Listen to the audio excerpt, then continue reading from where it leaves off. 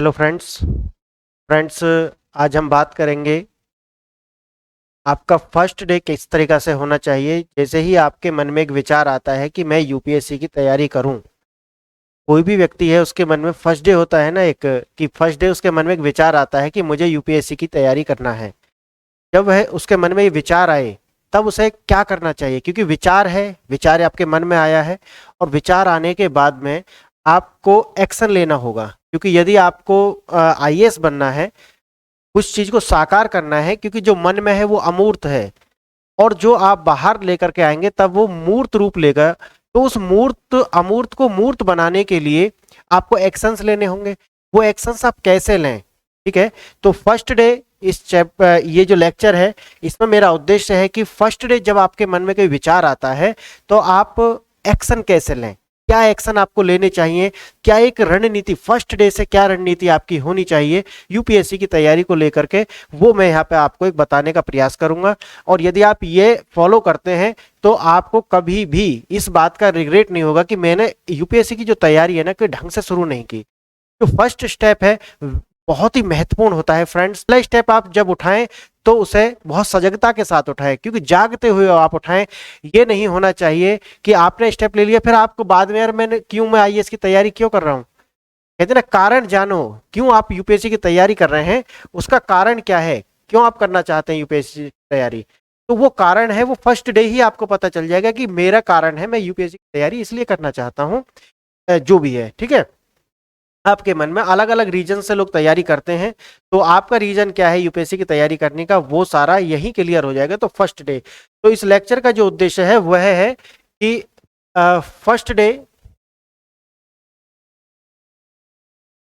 First day of SC.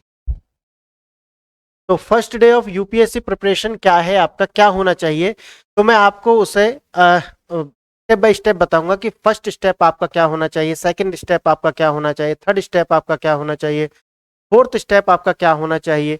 इस तरीका से हम आपको स्टेप बाय स्टेप हम बताएंगे।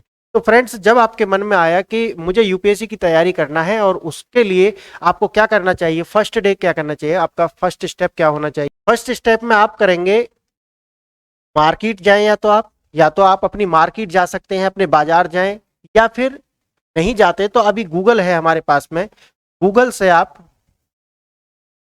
सर्च कर सकते हैं। सर्च करना है, क्या सर्च करना है आपको, प्रीवियस ईयर के पेपर्स। गूगल से क्या सर्च करना है आपको, प्रीवियस ईयर के पेपर, पीवाईक्यूज, ये आपको नेट पर मिल जाएंगे।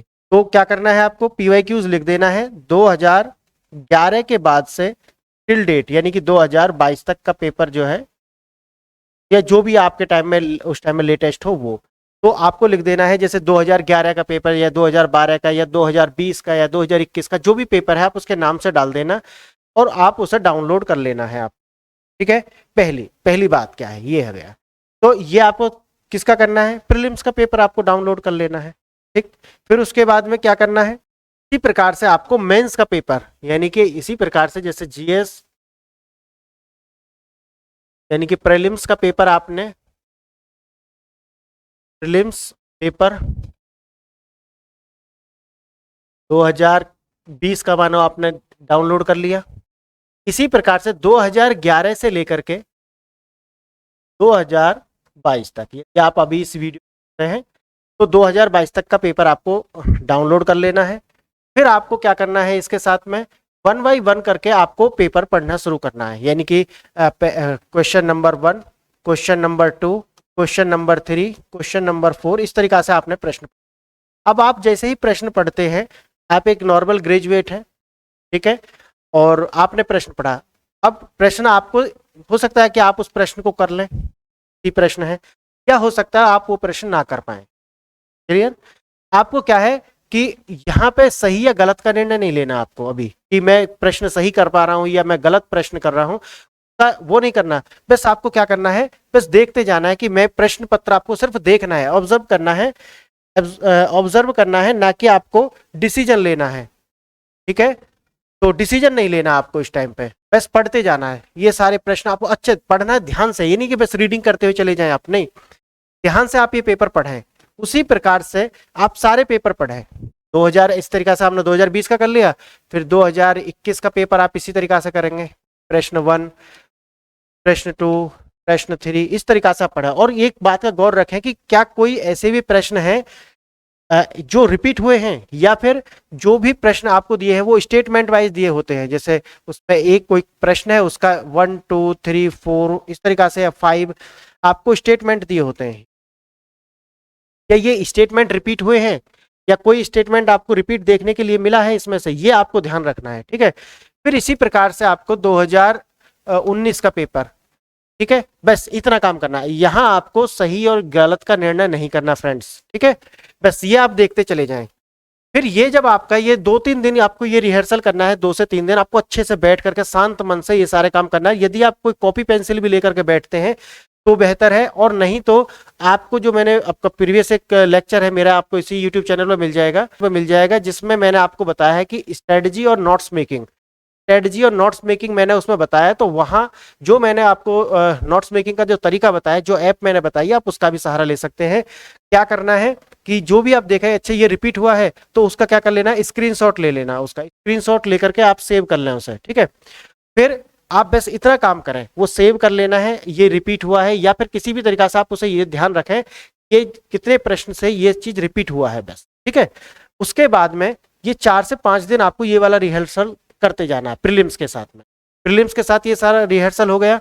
उसके बाद आप क्या करना है, मेंस का पेपर लेना है आपको, मेंस का पेपर लेना है। इसी तरीका से पेपर आप डाउनलोड कर सकते हैं, या आपने बाजार से जाकर के कोई भी सोल्ड अनसोल्ड पेपर आप ले सकते हैं, अपने मीडियम के अकॉर्डिंग आप ले लें।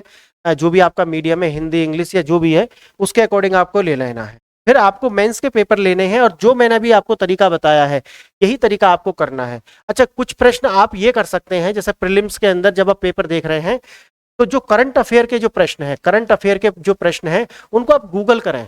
जैसे ही आप उसे गूगल में डालेंगे, बोलेंगे जैसे ही उससे, तो वो आपको सर्च करके दिखाएगा।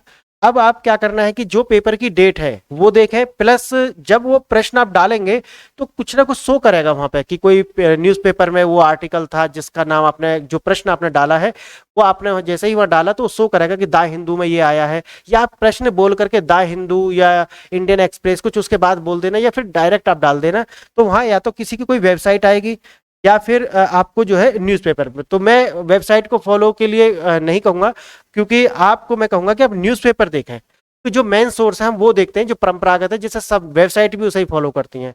तो देखना कि कौन से न्यूज़पेपर में ये वाला आर्टिकल कब था। तो आप देखेंगे कि जब वो आर्टिकल आया है उससे पहले भी वो 4-5 बार, यानी कि पेपर की डेट से पहले वो कई बार आर्टिकल रिपीट हुआ है, बस इतना, और कुछ नहीं। वो आर्टिकल पढ़ना नहीं, बस आपको देखना है कि हाँ यार ये प्रश्न आया है इस न्यूज़पेपर से, ये पेपर की डेट है, और इससे पहले ही ये जो है पब्लिश हुआ है, द हिंदू में हुआ है, जो भी आपका न्यूज़पेपर है आप वो देख सकते हैं, ठीक है।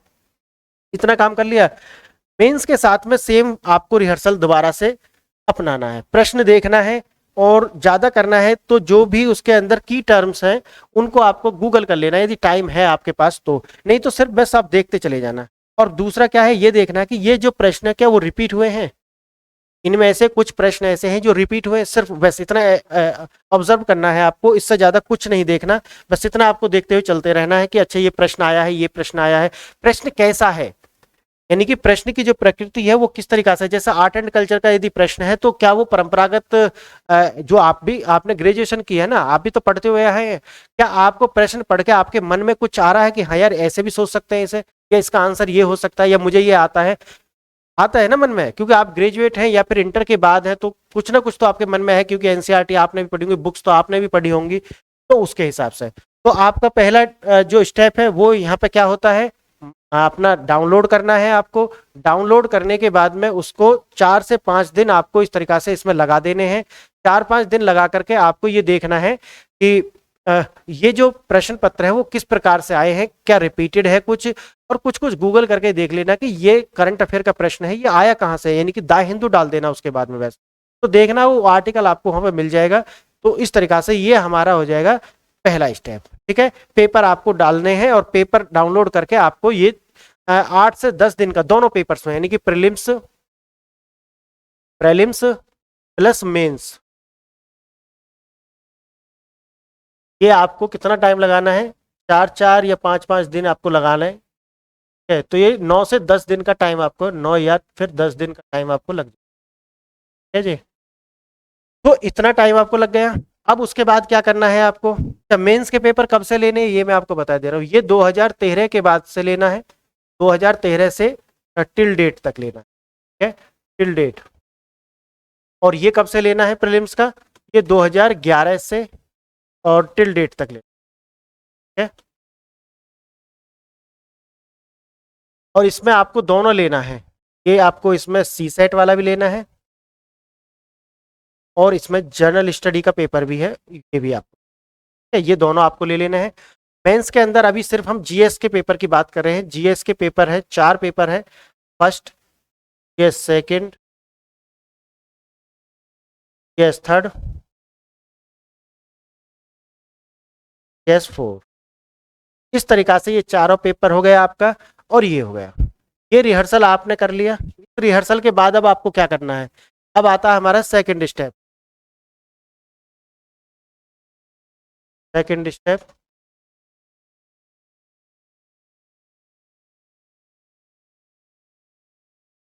तो सेकंड स्टेप में क्या करना है हमें, अब करना है सिलेबस डाउनलोड।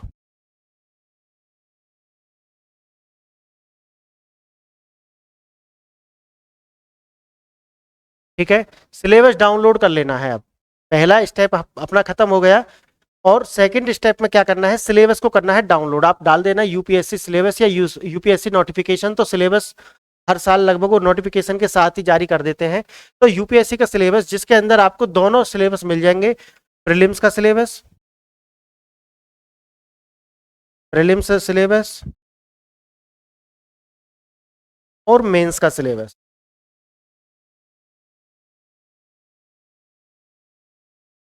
अब क्या करना है आपको, पहले आपको प्रीलिम्स का पेपर आप देख चुके हैं, प्रीवियस ईयर के पेपर आपने देखे हैं, प्रीलिम्स का 2011 से लेकर के 2022 तक का और मेंस का 2013 से लेकर के 2022 तक का, ये पेपर आप देख चुके हैं। क्या करना है आपको, अब पहले आपको प्रीलिम्स का सिलेबस पढ़ना है। प्रीलिम्स के सिलेबस में देखेंगे पॉइंट टू पॉइंट दिए होंगे, आपको 7 पॉइंट आपको मिल जाएंगे, फर्स्ट सेकेंड थर्ड इस तरीका।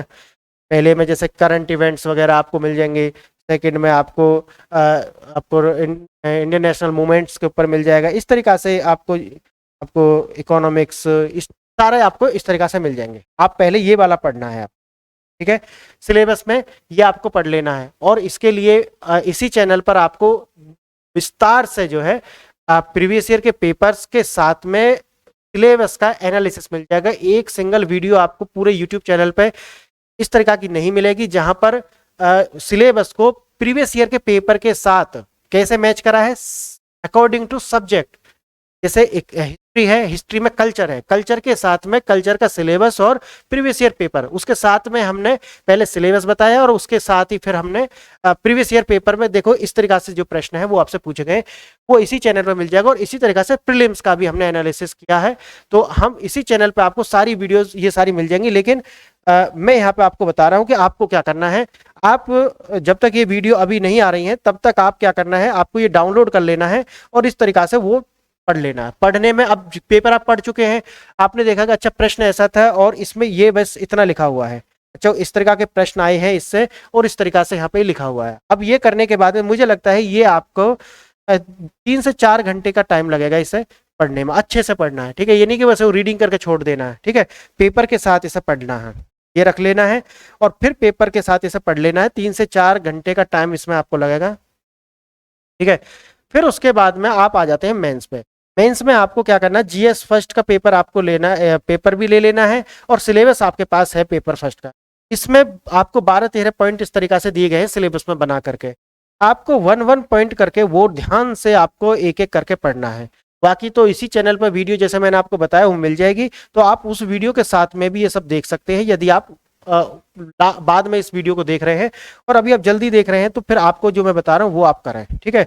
तो फर्स्ट पेपर यानी कि पहला दिन आपको कुछ नहीं करना है, फर्स्ट पेपर का अच्छे से इस तरीका से एनालिसिस करना है सिलेबस का, ठीक है, पेपर के साथ में पेपर रखना है और सिलेबस के पॉइंट टू पॉइंट जाकर के देखना है। क्योंकि फर्स्ट पेपर के अंदर आपको क्या मिलेगा, फर्स्ट पेपर में आपको जीएस का जो फर्स्ट पेपर है वहां पे आपको हिस्ट्री मिल जाएगी, ठीक है। और हिस्ट्री पे तो आपको पता है, यहाँ पे आपको आर्ट एंड कल्चर के प्रश्न मिलेंगे, और जो भी हमारा मॉडर्न हिस्ट्री है वो आपको मिल जाएगा। उसके बाद में आपको सोशल इशू मिल जाएंगे, सोशल इश्यूज मिल जाएंगे यहाँ पे। ठीक है। यहाँ पे आपको ज्योग्राफी मिल जाएगी, ज्योग्राफी मिलेगा आपको यहाँ पे। ठीक है। तो इनके और वर्ल्ड हिस्ट्री मिल जाएगी, जैसे हिस्ट्री में तो अब सारे ही आ जाएंगे, इंडियन और वर्ल्ड भी हिस्ट्री मिल जाएगी। ठीक है। ऐसे ही आपको ज्योग्राफी में इंडियन और फिजिकल और वर्ल्ड, ये सारा कुछ यहाँ पे आपको मिलने वाला है। ठीक है।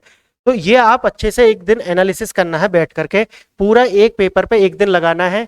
और ये देखना कि अच्छा ये प्रश्न है तो ये कहाँ से है, ये सोशल इशू से है, ये प्रश्न है तो ये ज्योग्राफी से, तो ज्योग्राफी के कौन से वाले पार्ट से है, इंडियन ज्योग्राफी से है, वर्ल्ड ज्योग्राफी से है। ये प्रश्न है ये वर्ल्ड हिस्ट्री से है, ये प्रश्न है ये हिस्ट्री के जो आर्ट एंड कल्चर वाले पार्ट से है, या फिर आर्ट एंड कल्चर वाले पार्ट से है, या फिर ये मॉडर्न हिस्ट्री, मॉडर्न हिस्ट्री। आपको ये देख लेना किससे है, ये इस तरीका से आपको इसका एक देखते जाना है, अच्छे से उसको पढ़ लेना है। हो गया। सेकंड डे आपको फिर इसी पे क्या करना है, ये सेकंड करना है इसी प्रकार से, जीएस सेकंड करना। ठीक है। अब जीएस सेकंड का आपने एक ही पेपर किया है, तो आप देखें कि जो जीएस फर्स्ट है उसके 2013 से आपको पेपर, मैंने जैसे बताया 2013 से आपको देखना है, 2030 से टिल डेट तक का आपको है देखना। क्या है इसमें, एक तो ये देखना कि पेपर का जो ट्रेंड कैसा है, यानी कि पेपर में प्रश्न किस प्रकार से पूछे जाते हैं, प्रश्न का जो कैरेक्टर है वो क्या है, नेचर ऑफ द क्वेश्चन क्या है, ये आपको देखना होगा। देख लिया। उसके बाद में आपको कंपैरिजन करना है, ये 2013 का पेपर है, इसका 2014 से, 15 से, 16, 17, 18, इस तरीका से कि पेपर में क्या बदल रहा है, ईयर बाय ईयर क्या चेंज होता जा रहा है पेपर के अंदर, वो ट्रेंड आपको देखना है। पेपर का जो डिफिकल्टी लेवल है, क्या वो बढ़ा है या फिर घटा है या फिर क्या है। ठीक है। और क्या पेपर के प्रश्न ऐसे भी हैं जो रिपीट हो रहे हैं, यानी कि जो सेकंड पेपर का जो प्रश्न है, क्या वो थर्ड या फिर फोर्थ पेपर में आ रहा है, या फिर जो थर्ड पेपर में प्रश्न आ रहा है क्या वो फर्स्ट पेपर में भी आ रहा है। इस प्रकार से जो प्रश्न है वो आपको कंपैरिजन कर लेना है। तो जो भी टाइम यहाँ पर 2-3 दिन आपको लगना है वो आप लगाएं अच्छे से, और इसको आपको करना है। फिर आप देखना है सेकंड पेपर। सेकंड पेपर के साथ भी सेम ट्रीटमेंट करना है जैसे आपने फर्स्ट पेपर के साथ किया है, कि आपको 2013 का पेपर ले लिया आपने, साथ में आपने सिलेबस ले लिया, सिलेबस में देखा कि अच्छा ये प्रश्न आया है तो ये कौन से वाले पॉइंट से आया इसमें से। ठीक है। कि हर पेपर में क्या है, सब्जेक्ट दिए हुए हैं, उन सब्जेक्ट के कौन से पॉइंट से ये जो प्रश्न है ये आपको मिला है, ये आपको देख लेना। और इसको मैंने जैसा आपको बताया कि आप या तो कोई भी नोटबुक लेकर के बैठे, या फिर आप वन नोट में ये सारा काम कर सकते हैं। ठीक है। इसी तरीका से जीएस थर्ड पे वाला भी आपको कर लेना है। और इसी के साथ में जीएस फोर, यानी कि एथिक्स का जो पेपर है आपका, ठीक है, वो एथिक्स एंड इंटीग्रिटी, इस वाला जो पेपर है इसमें भी आपको सेम यही करना है कि प्रश्न, अच्छा इसे थोड़ा सा और ध्यान से देखना, ये जो प्रश्न पत्र है 2013 से ही देखना है। ये जो प्रश्न पत्र है इसमें प्रश्न जो है वो कैसे आ रहे हैं, यानी कि जो प्रश्न पत्र है उसका जो नेचर क्या है, क्या आपकी जिंदगी से रिलेटेड है, आपके दैनिक जीवन से प्रश्न आते हैं, आपको जानने का ज्यादा प्रयास यहाँ पे एग्जामिनर कर रहे हैं। ठीक है। क्या आपके जीवन में यदि नैतिकता वास्तव में नेचर में है तो क्या फिर भी प्रश्न सॉल्व करने में आपको परेशानी आएगी, डायलेमास किस प्रकार के दिए होते हैं, ये नेचुरल चीजें है ना, ये नेचुरल है। और आपको ये जब न्यूज़पेपर आप पढ़ेंगे तो, और वैसे भी जब आप एक कोचिंग करते हैं या फिर जो यूपीएससी के टीचर्स हैं उनके साथ आप कांटेक्ट में रहते हैं, उनकी बात सुनते हैं, तो बहुत सारी जो बातें हैं आपको स्वतः ही जानने को मिल जाएंगी। आपको इसके लिए कोई अलग से तैयारी करने की कोई जरूरत नहीं पड़ेगी, वो खुद से आपको आती ही जाएंगी। और बाकी तो तैयारी तो एक पार्ट है ही, ये तो करना है, फोर्थ पेपर आपको करना है। ठीक है। इस पर हमने एक वीडियो बनाई है, रिसोर्सेज क्या है, बड़े लिमिटेड रिसोर्स हमने बताए हैं, एक बुक्स आपको बताई है और दूसरा एआरसी की रिपोर्ट आपको बताई है। ठीक है। और बाकी तो हम यहाँ पे जो कराएंगे वो है। तो फोर्थ पेपर के साथ भी वही करना है जो आपको पहले आपने किया है। ये काम होता है आपका सेकंड स्टेप, यहाँ पे आपका हो जाता है समाप्त। सेकंड स्टेप में आपने देख लिया क्या करना है, आपको सिलेबस के साथ में पेपर को अब मैच करना। अब आता है आपका थर्ड स्टेप। थर्ड स्टेप में आपको क्या करना है, थर्ड स्टेप में क्या करना है, थर्ड स्टेप,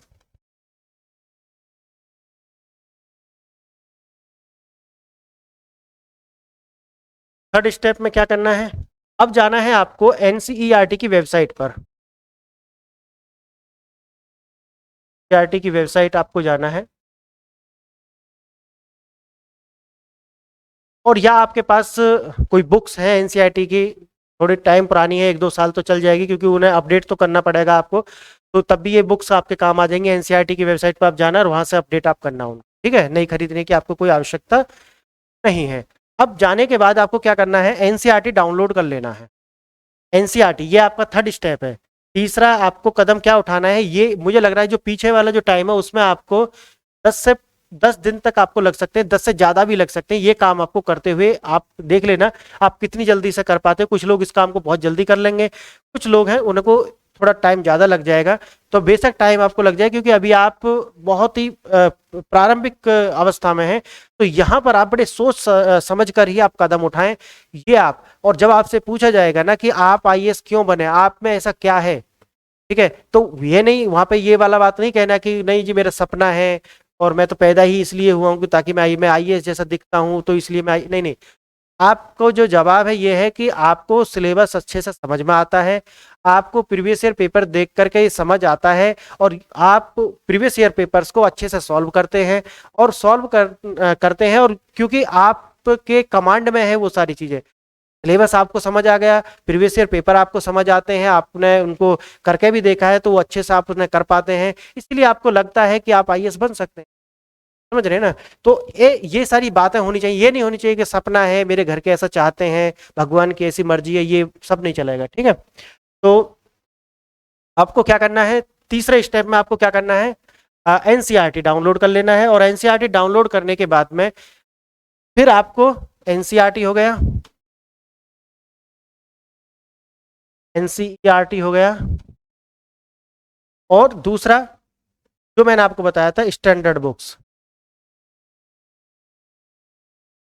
स्टैंडर्ड बुक्स यानी कि रेफरेंस बुक्स जिसे हम कह सकते हैं। तो स्टैंडर्ड बुक्स आपको ले लेना है, रेफरेंस बुक, जो हमारा फर्स्ट लेक्चर है जहां पर मैंने बुक लिस्ट बताई है, वो वाला लेक्चर आप देख लेना। जो मैंने वहां बुक लिस्ट बताई है बस उतना बुक लिस्ट आपके पास होना चाहिए। इसके लिए आप मेरा लेक्चर फर्स्ट आप देखना है, पहला लेक्चर है आपको जहां पे है बुक लिस्ट, है? जैसे कि मैंने आपको बताया वहां से आपको पता चल जाएगा कि ये एनसीईआरटी है। अब जो सेकंड लेक्चर है हमारा, लेक्चर सेकंड, वहां पर मैंने बताया है कि आपकी रणनीति क्या होनी चाहिए, जो बुक्स आपके पास हैं उन्हें लेकर के रणनीति क्या होनी चाहिए। मैं थोड़ा सा बता देता हूं, बाकी फिर आप वो वाला लेक्चर, दूसरा लेक्चर जो है उसे उसे फॉलो कर लेना, तो उसे फॉलो करने से आपको पता चल जाएगा। तो अब क्या करना है, एनसीईआरटी को पढ़ना है। एनसीईआरटी कैसे पढ़ना है, टॉपिक वाइज, जो मैंने उस लेक्चर में बता दिया। एक टॉपिक आपको डाल लेना है, टॉपिक डालने के बाद में चाहे वो, अब टॉपिक आपने कोई भी एक टॉपिक है, सपोज करो टॉपिक में है आपने डाला हुआ है एग्रीकल्चर मोस्ट है, एग्रीकल्चर, अब ये मेन टॉपिक हो गया एग्रीकल्चर। अब या तो एनसीईआरटी सिक्स्थ की हो, या तो एनसीईआरटी सिक्स्थ का हो, सेवंथ, इसी तरीका से 12th तक का कहीं का भी हो, प्लस चाहे आपके जो रेफरेंस बुक्स हैं जिन्हें मैं स्टैंडर्ड बुक्स बोल रहा हूं, रेफरेंस बुक्स जो भी हैं, वहां पे यदि कहीं पे आपको इससे रिलेटेड कुछ भी मिल रहा है, वो आपको इसी टॉपिक के अंदर ला करके डालना है। टॉपिक के अंदर ला के डालना, जैसे कि मैंने उस लेक्चर में बताया भी है। टॉपिक, जैसे ये टॉपिक है, इसको हमने पूरे पेज को किस तरीका से बांट दिया है, ये आपने लाइन खींच लिया है, यहाँ पे आपने पहले डाल दिया है इंट्रोडक्शन या जनरल, जो भी आप कह सकते हैं, जनरल, ठीक है। तो जो भी जनरल बातें होंगी एग्रीकल्चर से रिलेटेड, वो आप सिर्फ इस वाले पेज पर, आपने सामने वाला पेज छोड़ दिया इस पर, ठीक है। इसके बैक साइड का जो पेज है उसको आप बना लेना क्या, बॉडी, और बॉडी में हमें क्या करना है, उसके पॉजिटिव्स, ठीक है, पूरे पेज में। अगला एक पेज जोड़ लेना, आप टॉपिक के देख लेना कि टॉपिक किस तरीका से वो विस्तृत है या छोटा टॉपिक है। छोटा है तो एक ही पेज में यहाँ पे नेगेटिव बना लेना, ठीक है। ज्यादा बड़ा है तो एक अगले पेज पे क्या कर लेना है आपको, यहाँ नेगेटिव्स, यानी कि उसके कुछ नकारात्मक पहलू भी होंगे तो वो नकारात्मक पहलू यहाँ जाएंगे, और इसके पीछे यानी कि जो आपका नेगेटिव वाला होगा उसके पीछे आपको बना लेना है कंक्लूजन, ठीक है। इस तरीका से आपको तैयारी करना, ठीक है। और बनाना कैसे है हार्ड कॉपी वो मैंने उसी लेक्चर में बताया, आप पूरा लेक्चर उसे देख लेना। ये सारी जो नोट्स मेकिंग की जो आपकी प्रॉब्लम है ये सॉल्व हो जाएगी, उससे ज़्यादा आपको कुछ नहीं करना। और वहाँ पे जितना दिया गया है यदि आप इतना कर लेते हैं तो यूपीएससी की प्रॉब्लम जो कहते हैं कि अथाह सिलेबस है, पता ही नहीं है, खत्म ही नहीं होता, कभी भी खत्म नहीं हो सकता, वो सारी बातें हवा हो जाएंगी। आप कहेंगे कि नहीं यूपीएससी का सिलेबस छोटा भी है, खत्म भी होता है, बस नजरिया बदलने की जरूरत है, सब कुछ बदल जाएगा। ठीक है, तो ये हो गया। तो हमने यहाँ पे देखा कि किस तरीका से आपको, और ऐसे बहुत सारे जैसे आप देखेंगे क्लाइमेट चेंज, वीमेंस, ऐसे है ना, और भी बहुत सारे टॉपिक हो सकते हैं। जैसे टॉपिक में आप वीमेंस हो सकते हैं, वीमेंस, वीमेन का टॉपिक। अब इनसे रिलेटेड जो भी इश्यूज हैं आप यहाँ लिख से चले जाएंगे। जर्नल, यानी कि वीमेंस का जर्नल में आप क्या करेंगे, इंट्रो में क्या करेंगे, जितनी भी आप सामान्य बातें हैं जो ना तो नेगेटिव में आती है ना पॉजिटिव में आती है ना कंक्लूजन में, आप डाल दें यहाँ पे। तो आपके पास में हमेशा, मेरा मानना है कि यदि आप इस तरीके से चलते हैं तो 800-900 वर्ड, 800-900 वर्ड्स आपके पास में होंगे कि जो बड़े सुगठित होंगे, यूनिक होंगे अपने आप में, और लिखने के लिए आप स्पॉन्टेनियसली तैयार होंगे। किसी भी टाइम आपसे यदि लिखाया जाएगा तो आप बहुत अच्छे से लिख पाएंगे। तो फ्रेंड्स इस तरीका से मैंने आपको बताया कितने टॉपिक्स हैं, 300 प्लस टॉपिक्स। आपके टोटल टॉपिक्स कितने हैं, 300 प्लस टॉपिक्स हैं, जिनमें मेजर टॉपिक्स हैं, मैं बोल रहा हूँ माइनर टॉपिक्स लगाएंगे तो और भी हो सकते हैं, लेकिन मेजर टॉपिक्स है according to UPSC syllabus. UPSC के सिलेबस के अकॉर्डिंग हम देखते हैं तो मेजर टॉपिक है, 300 प्लस टॉपिक्स है। बस इतना आपको करना होता है, उसके बाद में अपडेट करना होता है, जो कि यूपीएससी की तैयारी 8 से 10 महीना की तैयारी के बाद में, 10 मंथ्स की तैयारी के बाद सिर्फ 2 से 4 घंटा की तैयारी रह जाएगी यदि आप इस वाले तरीका से चलते हैं तो हमने यहाँ पे आपको बता दिया कि आपको नोट्स किस प्रकार से बनाने हैं पहले लेक्चर में, और यहाँ मैंने आपको बता दिया कि आप किस तरीका से फर्स्ट डे जब आपके मन में यूपीएससी को लेकर के आता है कि मैं यूपीएससी की तैयारी करूं, तो आपके मन का जो विचार है उसको एक्शन में लाना है। और एक्शन में लाने के लिए मैंने आपको अभी तक 3 स्टेप बताए हैं।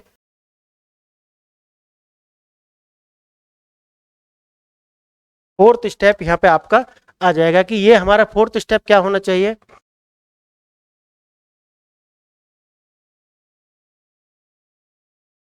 फोर्थ स्टेप क्या होना चाहिए, यहाँ पर आपके आगे आते हैं ऑप्शनल और एसए।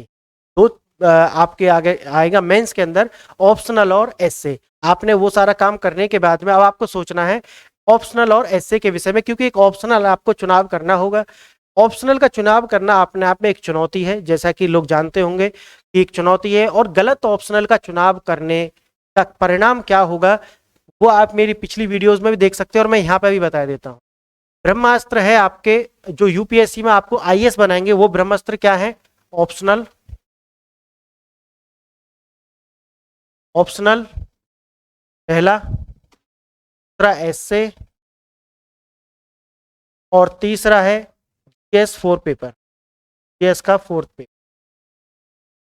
ये है ब्रह्मास्त्र। अब यहाँ पे ये जो दोनों है देखना, ये वाला, ये और ये बनाएंगे, और ये सबसे ज्यादा नेग्लेक्टेड सब्जेक्ट हैं। आप मान के चलें कि इन्हें ना तो लोग पढ़ना ज्यादा पसंद करते हैं। क्यों नहीं करते हैं, क्योंकि इसका प्रीलिम्स में कंट्रीब्यूशन नहीं है।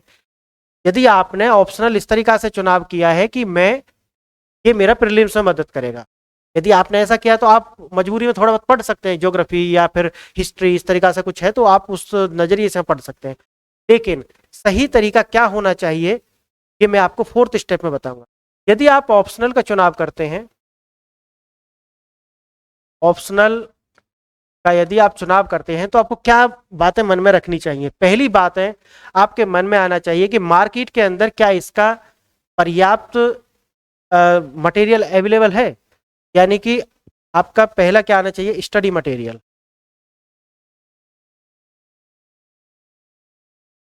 स्टडी मटेरियल, क्या इसका स्टडी मटेरियल मार्केट में है, पहली बात आपके मन में ये आनी चाहिए। यदि है अकॉर्डिंग टू योर मीडियम, यदि आप हिंदी मीडियम है या किसी और रीजनल लैंग्वेज से हैं तो क्या आपके लिए है, और यदि है तो पहला तो आपका। दूसरा आपका, क्या इसके लिए मेंटरशिप ऑलरेडी है, यानी कि टीचर ऐसे हैं क्या जो पारंगत हों इस विषय में, जो आपकी मदद कर सकते हों, जो आपको गाइड कर सकते हो कि किस तरीका से राइटिंग आपको करनी है, या कोई भी समस्या आपको आती है तो उसको सॉल्व कर सकते हैं। इस तरीका के टीचर्स क्या मार्केट में हैं, ये देखना होगा। तो दूसरा हो जाएगा मेंटोर या टीचर, मेंटोरशिप। ठीक है। तीसरा बात क्या हमें देखना है, तीसरा हमें आपकी रुचि है या नहीं, तीसरी बात हमें देखनी है यहाँ पे कि आपकी रुचि है या नहीं, आपका इंटरेस्ट है या नहीं, आपका इंटरेस्ट।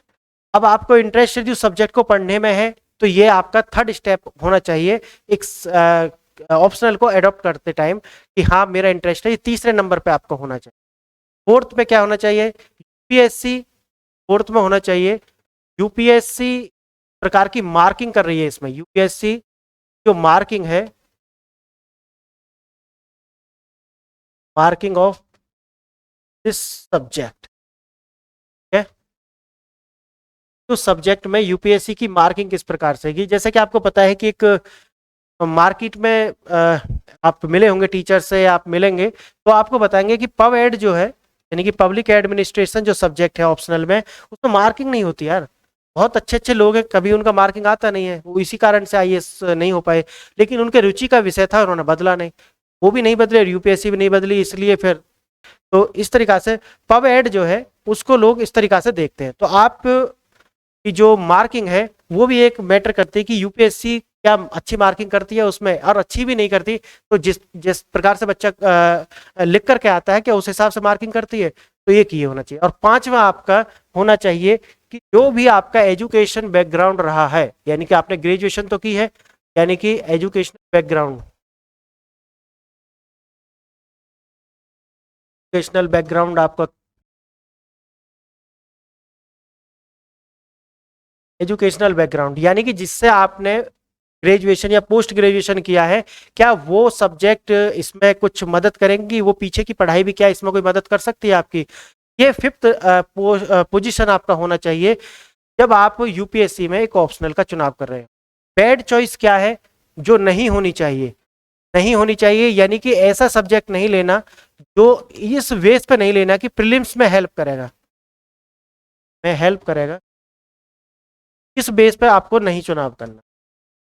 करता है तो बेहतर है आपकी, यदि आप पांचों में से इस तरीका से जाते हैं कि यार ये तो है ठीक है लेकिन प्रीलिम्स में भी आ रहा है तो बहुत बढ़िया, तो कोई लेकिन इसलिए लिया है ऑप्शनल की प्रीलिम्स में हेल्प करेगा, तो फिर आप गलत तरीका से प्रीलिम्स ऑप्शनल का चुनाव कर रहे हैं जो कि आपको नहीं करना चाहिए।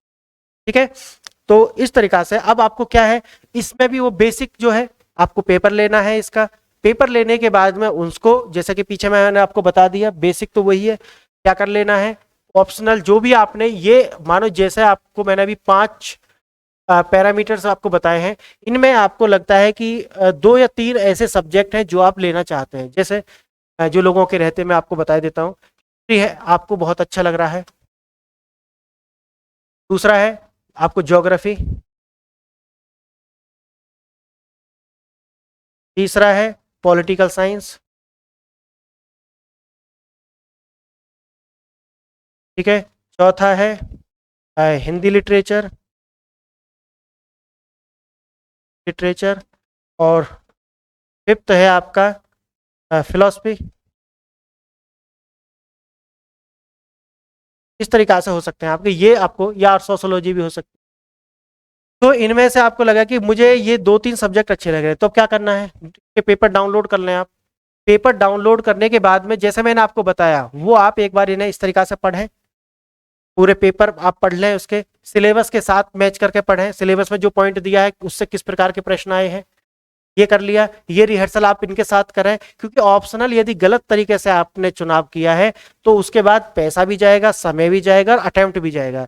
तो बेहतर है कि मैं यहाँ पे 4 से 6 दिन या 10 दिन भी मैं खर्च कर लूँ, कोई दिक्कत नहीं, 10 दिन भी मेरे लग जाए कोई परेशानी नहीं, लेकिन सब कुछ सोच समझ के करना है। ऑप्शनल का चुनाव जल्दीबाजी में, किसी टीचर के दबाव में, क्योंकि आप देखेंगे यूट्यूब पे इस प्रकार की वीडियो पड़ी हुई है। अब जैसे हिंदी लिटरेचर का कोई टीचर है तो वो आपको इस तरीका से यूपीएससी के जो डेटा आते हैं ना उनको इस प्रकार से मोड़ कर तरोड़ कर आपको दिखाएगा कि जैसे यही सब्जेक्ट सबसे बेहतर है, मार्केट के सारे सब्जेक्ट बेकार है, उनमें मार्किंग नहीं होती, बस इसी वाले में मार्किंग होती है। इस प्रकार से यदि ज्योग्राफी का कोई टीचर है तो वो कहेगा भैया ज्योग्राफी ही सब कुछ है, ज्योग्राफी में ऐसी करा दूंगा आपकी कि आप चलते फिरते भी बस कोई रिसर्च कर सकते हैं, बड़ा ये कर दूंगा, ठीक है। हवाबाजी बहुत होती है। एडमिशन लेने के बाद में आपको पता चलता है कि भैया मैं इकला खड़ा हुआ हूँ, कोई मेरी मदद करने के लिए नहीं आएगा, मेरी मदद अब मुझे ही करनी है। आपसे पैसा चले जाएंगे, 30-40 हज़ार रुपये से कौन कम दे रहा है यदि आप ऑफलाइन जाते हैं। और ऑनलाइन में तो 10 हज़ार 15 हज़ार, वो कुछ करना तो उन्हें है नहीं, एक ही तो सिलेबस वही बिकना है। अब एक ले लो या 100 बच्चे ले लो, वही है तो वही सबसे।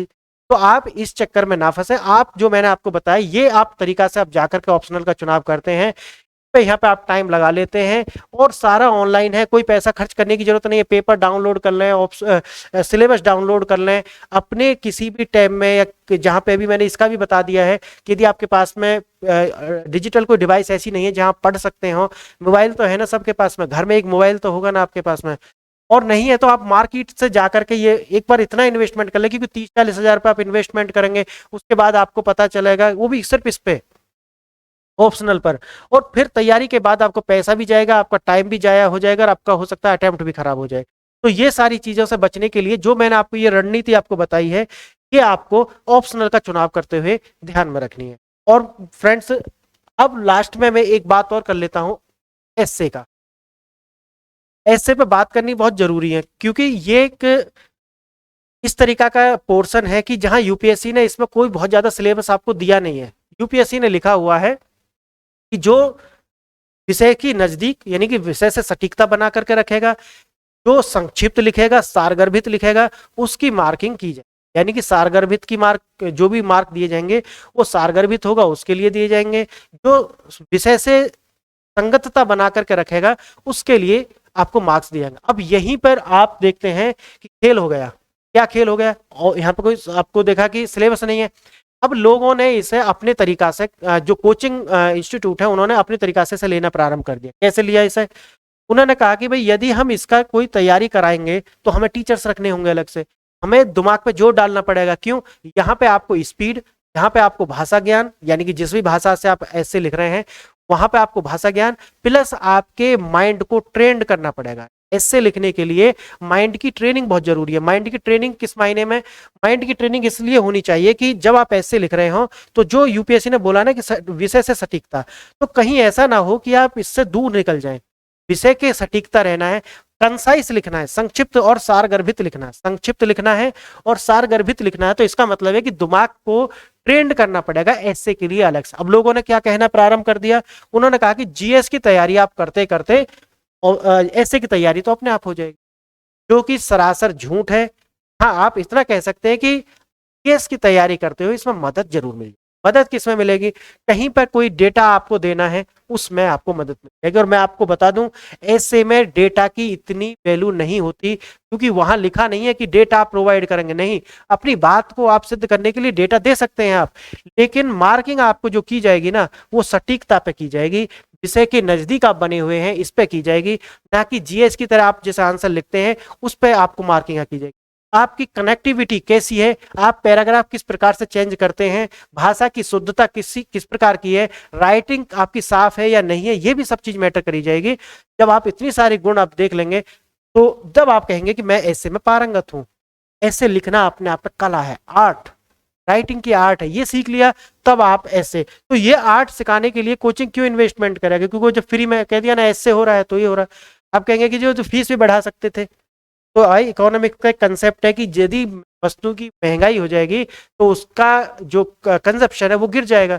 यदि इनकी फीस कम होती है, यदि कोई कोचिंग आपको 40,000 रुपये में प्रोवाइड कर रहा है कोई भी मटेरियल, उसका सेल ज्यादा हो जाएगा। और वही मटेरियल यदि कोई 1 लाख में कर रहा है तो ठीक है, तो क्या होगा उसका? नहीं। तो इकोनॉमिक्स के कंसेप्ट हो जाओ, ये तो महंगा कर देंगे ना, और टीचर्स की आवश्यकता होगी। ये एक अलग आर्ट है, इसको विकसित करना होगा। तो इसके लिए आपको अलग से तो मैं नहीं कहूंगा कि कुछ करना है, लेकिन आपको क्या करना है, एक तो अपनी जो भाषा है उस पर आपको हमेशा काम करना है। तो पहला हो गया भाषा सही होनी चाहिए, दूसरा हो गया साफ राइटिंग आपकी होनी चाहिए, और तीसरा क्या, कनेक्टिविटी आपको होनी चाहिए भाषा का, कि आप जो पैराग्राफ चेंज कर रहे हैं तो वो किस प्रकार से कर रहे हैं ये भी आपको पता होना चाहिए। ठीक है, तो ये हो गया ऐसे का। तो यहाँ पर मैंने आपको मैं इसे कंक्लूड कर देता हूँ ये पूरा लेक्चर। मैंने यहाँ पे आपको बात की, पहले स्टेप में आपको पहले पेपर डाउनलोड कर लेना है प्रीलिम्स और मेंस का। दूसरे स्टेप में आपको सिलेबस डाउनलोड कर लेना है और उसको पेपर के साथ में आपको पढ़ना है। थर्ड स्टेप में आपको क्या करना है, जो अभी की एनसीईआरटी बुक्स हैं आपकी या स्टैंडर्ड बुक्स जो भी हैं, उनके साथ में वैसे नोट्स बनाने हैं जैसे मैंने कि लेक्चर सेकंड में आपको बताया है, उस लेक्चर को आप देखें और उसके साथ आपको करना है। और चौथे स्टेप में आपको मैंने बताया कि आप ऑप्शनल को किस प्रकार से चुनाव कर सकते हैं, और एसए के विषय में मैंने थोड़ा आपको बताने का प्रयास किया कि आपको एसए को किस नजरिए से आपको देखना है। बाकी ये सारी बातें और ये सारी तैयारी हम इसी चैनल पे आप आने वाले टाइम में करते रहेंगे। आप इस चैनल को सब्सक्राइब करें, शेयर करें अपने साथियों के साथ और लाइक करें। यहाँ तक ये आपने लेक्चर देखा, इसके लिए बहुत बहुत धन्यवाद। नमस्कार।